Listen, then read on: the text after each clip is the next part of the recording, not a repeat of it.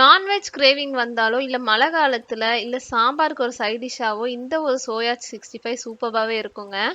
இந்த சோயா 65 எப்படி செய்யலாம் அப்படின்றத பார்த்துடலாம். Welcome to Hema's Chettinad kitchen. Soya 65க்கு தேவையான பொருட்கள் பார்த்தீங்கன்னா, நான் இன்னைக்கு 1 கப் அளவுக்கு சோயா எடுத்திருக்கேங்க. 2 டேபிள் ஸ்பூன் குழம்பு மிளகாய் தூள், 1 முட்டை, 1 டேபிள் ஸ்பூன் கார்ன்ஃப்ளவர், உப்பு, 1 டேபிள் ஸ்பூன் அளவுக்கு இஞ்சி பூண்டு பேஸ்ட், 1 டீஸ்பூன் அளவுக்கு தனி மிளகாய் தூள். செய்முறை பார்த்துடலாங்க. ஒரு பாத்திரத்தில் சோயா வேகிற அளவுக்கு தண்ணியை விட்டுக்கங்க. தண்ணி நல்லா கொதிக்க விட்டுங்க. இதோடவே கொஞ்சம் உப்பையும் ஆட் பண்ணி தண்ணி நல்லா கொதிக்க விட்டுருங்க. தண்ணி கொதிச்ச உடனே நம்ம சோயாவை ஆட் பண்ணி வேக விட்டுருவோம். நம்ம போடுற சைஸ் சோயா விட டபுள் த சைஸ் ஆனால் இது வந்து வெந்துருச்சுன்னு அர்த்தங்க.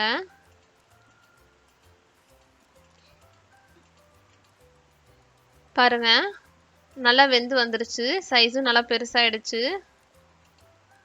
இப்போ நம்ம தண்ணியிலேருந்து வடிகட்டி எடுத்து வச்சுக்குவோம்.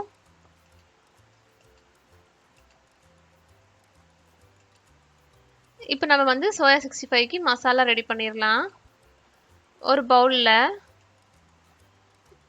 முட்டையை ஆட் பண்ணிக்கோங்க. கூடிய இஞ்சி பூண்டு பேஸ்ட், குழம்பு மிளகாய் தூள், கார்ன்ஃப்ளவர், தனி மிளகாய் தூள் இதெல்லாம் ஆட் பண்ணி நல்லா மிக்ஸ் கொடுத்துருங்க. கூடயே உப்பையும் ஆட் பண்ணிக்கோங்க. நல்லா இந்த மாதிரி கன்சிஸ்டன்சிக்கு வர்றதுக்காக கொஞ்சம் தண்ணியும் ஊற்றி மிக்ஸ் பண்ணிக்க போகிறேங்க.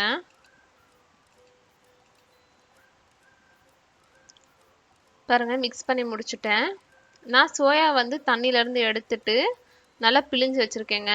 அதையும் இப்போ இந்த மசாலாலாம் ஆட் பண்ணி நல்லா மிக்ஸ் கொடுத்து வச்சிட போகிறேங்க.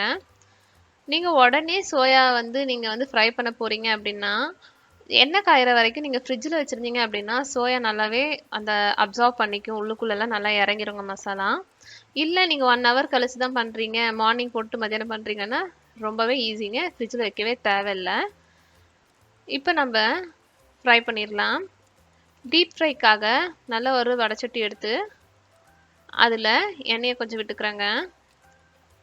யூஸ்வலாக பார்த்தீங்கன்னா எண்ணெயை வந்து ஒரு வாட்டி யூஸ் பண்ணிவிட்டு மறுபடியும் அதே எண்ணெயை வந்து நம்ம ரீஹீட் பண்ணி சாப்பிடக்கூடாதுங்க. ஹெல்த்துக்கு ரொம்பவே அன்ஹெல்த்தி. நீங்களும் அதை வந்து பார்த்து யூஸ் பண்ணுங்கள்.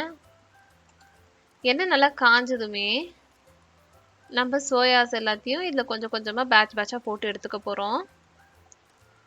போட்ட உடனே நல்லா இந்த மாதிரி நுரக்கட்டுங்க.